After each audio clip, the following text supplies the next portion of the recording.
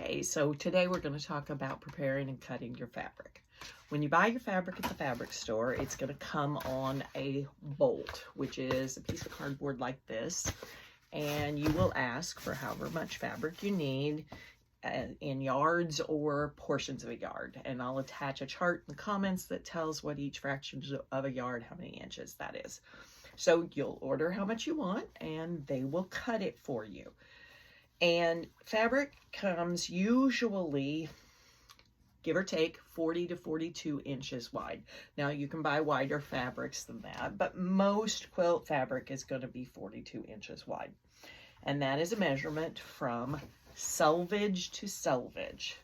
And a selvage is where it attaches to the loom when they're printing it. And those are the edges that will not fray. So you can go like this with your finger and it won't come apart or anything like that. So that is your selvage. So when you see in directions to cut WOF, or width of fabric, that means from selvage to selvage, and that's about 42 inches.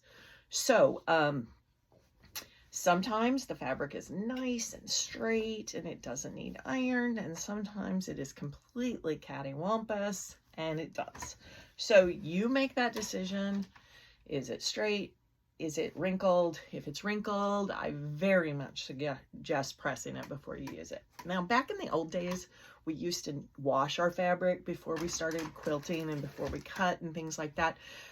That was mostly for two reasons. One, fabric wasn't really color fast. That meant when the color didn't stay, so you wanted it to fade before you put it in a quilt so your colors didn't fade on your other fabrics.